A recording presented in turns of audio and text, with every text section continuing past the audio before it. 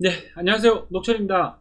예, 이번 영상에서는 인젝션에 대해서 한번 해보겠습니다. 앞쪽에서 제가 설명드렸던 것처럼 일반적으로 네트워크 프로그램이 가질 수밖에 없는 그 문제점들이 있습니다. 그러니까 어, 제가 AAP라는 거를 반드시 해야 되는데 그것들이 되어 있지 않다라고 얘기 드렸었고, 그러면 그것들을 이제 하나하나씩 이제 볼 텐데, 그 중에 첫 번째로 인젝션을 보겠습니다. 근데 이거는 OWASP에서 그 어떤 OWASP는 아시죠? 그죠? 웹 취약점이 어떤 취약점들이 많이 발생하고 그것들을 제거하려면 어떻게 해야 되고 뭐 이러는 것들을 이렇게 어 만드는, 예, 뭐 어쨌든 단체죠. 단체인데 그쪽에서 정리해 놓은 내용을 제가 그냥 장표에 그냥 살짝 넣어 놓은 건데, 다른 거는 크게 관심을 두실 필요는 없고, 일단 두 개만 먼저 볼게요. 보시면, thread, agents라고 해가지고, 여기 보면, 신뢰할 수 없는 데이터를 입력할 수 있다는 가정을 해야 된다라고 되어 있죠. 그래서, 이거는 이제 공격자들이 이렇게 공격한다는 얘기입니다. 그렇기 때문에, 개발을 할 때는 반드시 저걸 가정하고 해야 된다는 건데, 저게 이제 그냥 글자로만 보면 마음 와닿지를 않습니다. 그래서 어차피 보게 될 거기 때문에 보고 나서 다시 한 번 더 정리할 거고, 요 공격 벡터라는 것은 공격을 그럼 어떻게 하느냐인데, 보면 모든 종류의 데이터는 삽입 공격 유형이 될 수 있다. 그래서 어떤 종류든지 그는 삽입을 할 수가 있습니다. 삽입 공격을 할 수가 있는데, 그 예로 크로스 사이트 한번 보셨기 때문에 이해는 되실 거고, 또 다른 예들, 여러 가지 예들을 한번 같이 보도록 하겠습니다. 먼저 보고 이제 다 어느 정도 정리가 되면 다시 여기 와서 인젝션에 대해서 같이 한번 이제 이 글들을 보면서 얘기해 보면 그때 더 빠르실 거니까요. 지금은 넘어가도록 하겠습니다. 예, 예전에 위에서 했던 그 크로스 사이트에 했었던 거랑 똑같이, 예, 이 사이트를 가지고 한번 해보도록 하겠습니다. 자, 이 사이트에서 이제 SQL 인젝션인데, SQL 인젝션 그 1번을 클릭을 한번 해보시면, 프락시는 당연히 걸고 있어야 됩니다. 프락시를 걸고 있어야 되고, 자, 1번을 눌러보면, 여기 지금 이제 SQL 인젝션을 한번 해보라 이겁니다. 예, 이거는 이제 연습용으로 만들어져 있는 거니까, 자, SQL 인젝션 한번 해봐 이건데, 자, 앞쪽에서 제가 설명드렸지만, 뭔가를 하시려면 반드시 서비스가 먼저 분석이 먼저 돼야 돼요. 그래서 여기 보시면 얘 같은 경우도 지금 이 서비스가 어떻게 이루어지고 있는지를 보시는 거죠. 왜냐하면 지금은 이게 사이트가 너무 기능이 너무 없어서 이런데, 실제 어떤 사이트, 큰 사이트나 뭐 쇼핑몰이라든지 아니면 무슨 ERP라든지 이런 거 가서 이 취약점을 찾아야 된단 말이에요. 취약점을 찾아야 될 때는 그냥 무조건 이렇게 파라미터들 찔러 본다고 되는 게 아니고요. 그러니까 뭐 그렇게 해도 되긴 되죠. 되긴 되는데, 예, 그런 방법을 쓰는 게 아니고, 일단 서비스를 먼저 이해하고 계속 상상을 하는 겁니다. 이 서비스가 도대체 어떻게 되어 있을 것이며, 그럼 일반적으로 개발자들이 이런 것들은 잘 하지 않는데, 자, 그런 서비스가 어떤 것들이 있을까? 이걸 계속 상상하는 거예요. 그래서 이거를 이제 일단 공격자 입장에서 먼저 제가 설명을 다 드리고, 이제 어떤 식으로 하는지 보면, 이제 개발자분들한테 이걸 어떤 식으로 고쳐야 될지, 뭐가 문제인지는 이제 그 뒤에 같이 설명을 한번 해보도록 할게요. 그럼 얘도 한번 서비스를 한번 봐보세요. 이 서비스는 어떻게 이루어지는 걸까요? 여기 그냥 테이블에 어떤 정보가 하나 보이는데, 이게 어떻게 보일까요? 첫째, 어떤 정보가 보이는데, 일반적으로 우리가 쓰는 웹페이지는 나한테 맞춰져 있는 정보들이 대부분이죠. 무슨 얘기냐면, 내가 만약 쇼핑몰을 들어갔어요. 그럼 쇼핑몰에 어떤 예를 들면 내가 원하는 거, 뭐 가방을 눌렀어요. 그러면 그 가방 정보가 화면에 들어오는 거잖아요. 그러면 서버는 내가 가방을 원한다는 걸 어떻게 알았을까요? 내가 가방을 눌렀기 때문에 그럴 거고, 그럼 가방을 누르는 행위를 하면 어떤 일이 발생을 하느냐 하면, 그 가방과 관련되어 있는 서버 측에서 사용자가 가방을 원한다라고 하는 그 정보가 넘어갈 거라는 거죠. 앞쪽에 얘기했지만 어쨌든 다 연결이 되어 있습니다. 결국은 파라미터인데요. 자, 그러면 여기서도 보시면 얘는 이제 포스트 방식이 아니고 갭 방식으로 되어 있어요. 이게 연습용이다 보니까 바로바로 할 수 있게끔. 그래서 여기 보시면 사실은 이 버프가 필요는 없어요. 지금 상황에서는. 근데 어쨌든, 예, 켜놓고는 하겠습니다. 여기 보시면, 자, 이런 사이트 안에, 여기 보면 이 사이트 안에 뒤에 물음표 뒤에가 파라미터잖아요. 그러면 파라미터로 네임 안에 루트라는 거를 집어넣었네요. 루트라는 걸 집어넣으니까 아 이게 루트가 보이네. 그럼 여기에 내 아이디를 집어넣거나 이렇게죠. 일반 사이트에서는. 그러면 여기를 내 아이디가 아니고 다른 사람 아이디를 넣으면 어떻게 되지? 라고 한번 생각을 해볼 수 있잖아요. 그죠? 그래서 여기를 예를 들어 ABC라고 바꿔서 넣으면 안 보여요. 그러면 이 파라미터의 용도를 알겠죠. 이 파라미터는 서버 측으로 넘어가서 저 id라는 여기에 일반적으로 사용자들이 많을 테니까 이 많은 사용자들을 내가 그러니까 생각의 흐름입니다. 생각의 흐름이 이렇게 가야 돼요. 그러니까 내가 루트라는 어떤 내 사용자 정보가 있는데 그 정보가 나만 있는 게 아니고 수없이 많을 텐데 그거를 어디에다가 저장해 놓고 내 거를 보여주지? 분명히 데이터베이스에 저장이 되어 있을 것 같은데 지금은 거의 다 데이터베이스에 저장을 하잖아요. 근데 요즘은 이게 뭐 NoSQL 관련 데이터베이스가 될지 RDB가 될지 그건 잘 몰라요. 그거는 이제 고민을 해봐야 돼요. 그 서비스 종류를 보면서 그리고 서비스가 이렇게 되는 형태를 한번 보면서 고민을 해봐야 되고 그래서 프로그램을 많이 사실은 좀 잘 많이 아는 게 좋습니다. 어쨌든 지금과 같은 경우는 여기 루트가 넘어가니까 되고 그러면 그래서 내가 살짝 바꿔봤더니 내게 안 보여요. 안 보이는 걸로 봐서는 요게 분명히 데이터베이스에 어떤 쿼리로 들어갈 것 같은데 라는 그 상상까지 돼야 돼요. 그 생각까지가 되고 나면 여기가 SQL 인젝션이 되겠는데가 되는 겁니다. 그게 무슨 얘기냐 하면 저기 이 루트라는 글자가 서버 측으로 넘어간 다음에 어떻게 될까요? 이건 이제 데이터베이스를 기본적으로 알고 계셔야 됩니다. 뭐 잘 모르시는 분들은 데이터베이스를 한번 찾아서 보세요. 인터넷에서 찾아보면 금방 아실 수가 있으니까 데이터베이스가 어떤 건지. 자, 그러면 데이터베이스를 알면 데이터베이스는 쿼리를 날릴 수 있잖아요. 그러면 이 루트라는 글자가 넘어가서 서버 측에서 어떻게 될까요? 이렇게 되겠죠. 아마도 개발자가 이거는 서버 측에 앞쪽에서 제가 보여드린 장표에서 서비스 어떤 서비스인가요?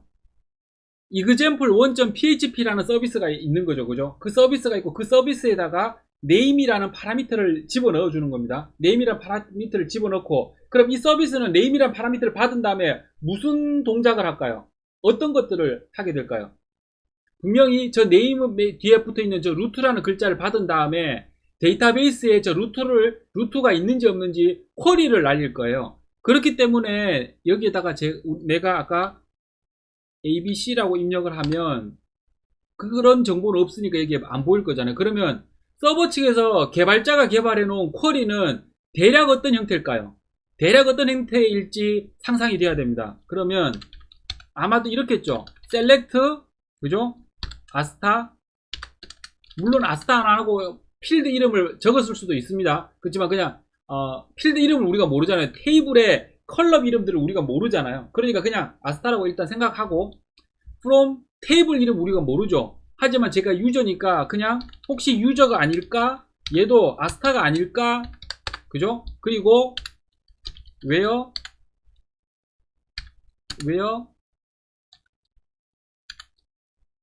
name이 아닐까? 컬럼 이름이 뭔지는 정확하게 모르잖아요. 테이블 이름이 유저라는 거 아닐까라고 상상할 수 있는 거잖아요. 맞아라고 얘기할 수는 없잖아요. 맞아라고 내가 하면 내가 개발한 거죠. 사실은 개발자는 알겠죠. 그 페이지를 개발한 사람은. 하지만 공격자 입장에서는 모르잖아요. 그러니까 네임일까? 네임일 거야. 그리고 물음표. 그죠?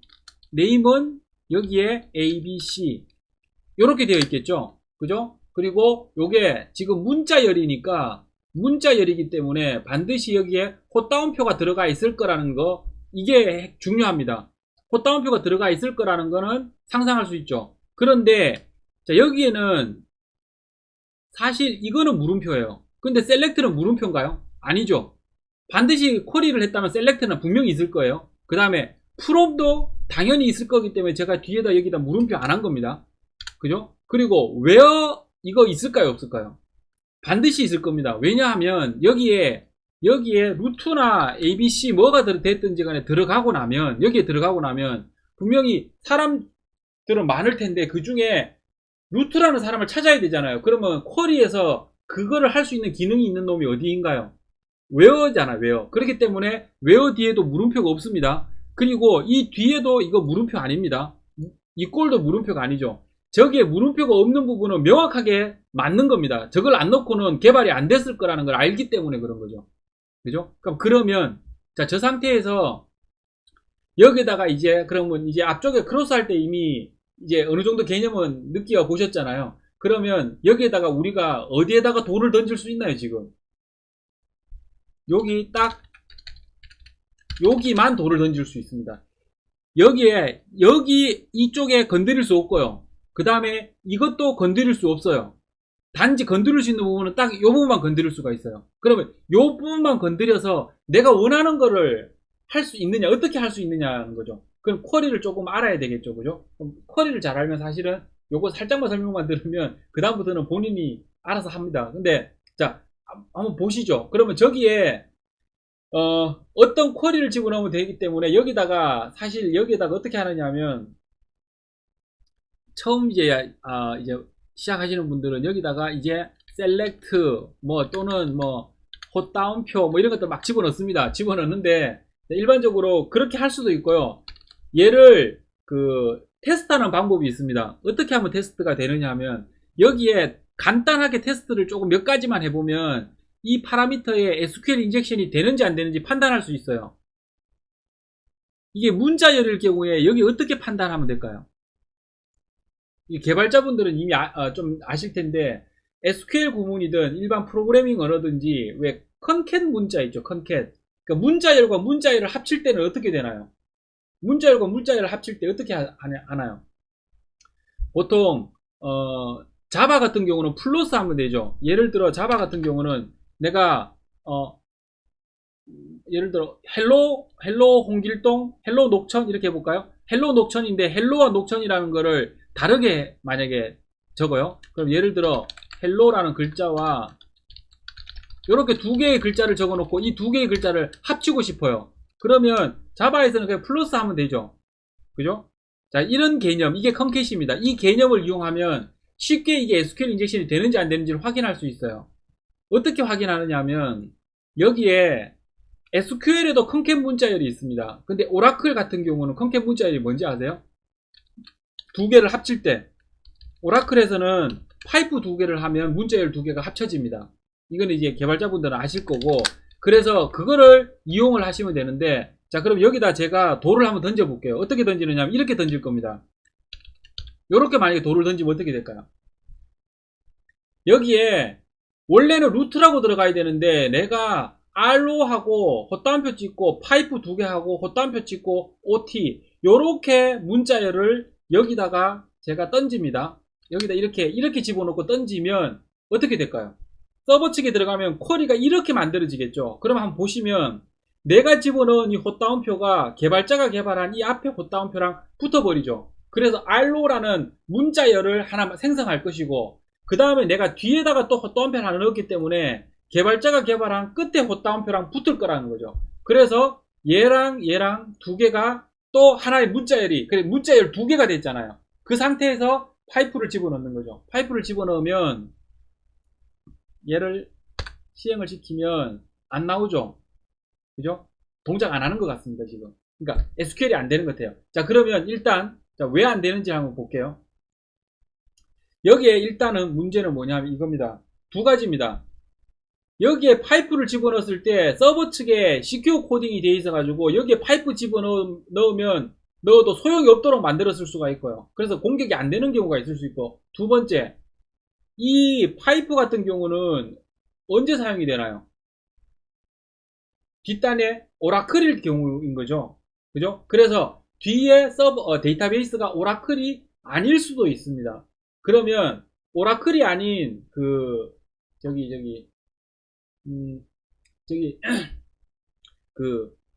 MS SQL나 MySQL 같은 경우는 공백을 집어넣어도 이게 두 개가 붙어요. 그래서 여기에다가 이거를 한번 해볼게요. 이거나 얘를 더하기를 집어넣은 다음에 요거를 자, 이렇게 요걸 넣습니다. 더하기를 집어넣고 요거를 여기에다가 한번 집어넣어 보겠습니다. 집어넣고 실행을 시키면 똑같이 나오죠. 그죠? 그러면 이걸로 뭐를 알 수 있느냐 하면 저 name이라는 파라미터에는 SQL 인젝션이 가능합니다. SQL 인젝션이 가능하고요. 그 다음에 또 한 가지 더 할 수 있어요. 뒷단에는 오라클은 분명히 아니에요. 그죠? 오라클은 분명히 아니고 뒷단에는 MySQL이거나 MS SQL이거나 뭐 이럴 수 있다라는 거죠. 아, 그리고 참, 이거는 아시죠?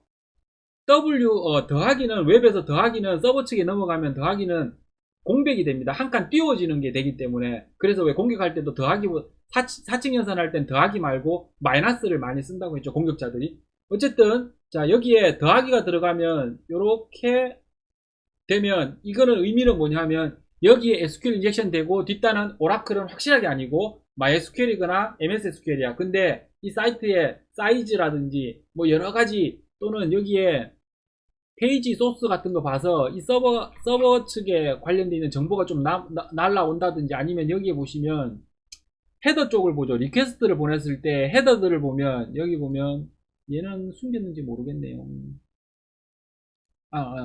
리스판스 쪽에 보면 여기 보면 아파치의 PHP 뭐 이런 거 쓰고 있죠 지금. 그죠? 서버 측에서 요 헤더 정보도 나중에 말씀을 드릴 거고 요 헤더 정보에서 서버 측이 어떤 서버를 이용하고 있고 어떤 그런 이 프로그램들을 이용하고 있는지를 유추할 수 있는 정보들이 많이 있습니다. 그래서 얘 같은 경우도 지금 서버는 아파치고 PHP 가지고 개발을 한 걸로 봐서 MS SQL을 사용하고 있다고 보기는 좀 힘듭니다. 그러니까 PHP에 MS SQL 조합을 안 쓰는 건 아니지만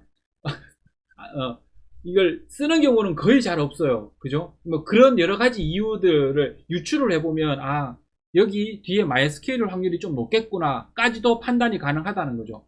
그래서 SQL 인젝션을 할 때 공격자들이 여기에 어떤 특정한 문자를 여기다 집어넣어서 테스트를 하는데 그게 이렇게 무식하게 막 파라미터에다 막 이것저것 집어넣어서 테스트하는 게 아니고요. 좀 사실은 좀 스마트하게 테스트를 합니다. 그래서 개발자 입장에서 봤을 때는 여기에 이런 글자가 들어올 수 있다라는 거를 이해를 하고 계셔야 돼요. 그래서 앞쪽에 얘기 드린 것처럼 요런 내가 생각하지도 못한 이 헛다운표나 더하기를 여기다 집어넣을 수도 있기 때문에 얘를 파라미터 필터링을 해줘야 된다는 겁니다. 그래서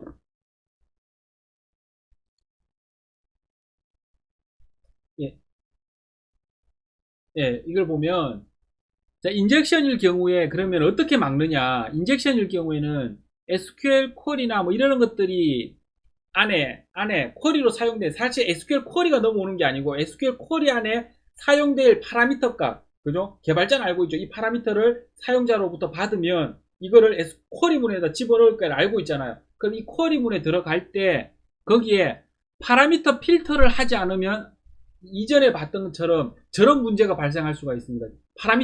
필터를 제대로 하지 않으면. 그러니까 클라이언트로부터 넘어오는 글자를, 즉 신뢰 경계 바깥으로부터 넘어오는 글자를 무조건 믿어버리면 믿고 파라미터 필터를 걸지 않으면 앞에서 봤던 것처럼 저런 오류가 생길 수 있다라는 거죠. 이해되시나요? 그죠? 그러면 SQL 인젝션을 한 개 했습니다. 그러면 이제 SQL 인젝션을 이제 하나하나씩 더 하는 것들을 봐서 개발자분들은 저렇게도 하는구나. 그래서 파라미터 필터를 반드시 해야 되고 또 파라미터 필터를 어떻게 해야 되는 게 가장 효과적인지를 좀 고민해 볼 필요가 있습니다. 이번 영상은 여기까지 하도록 하겠습니다.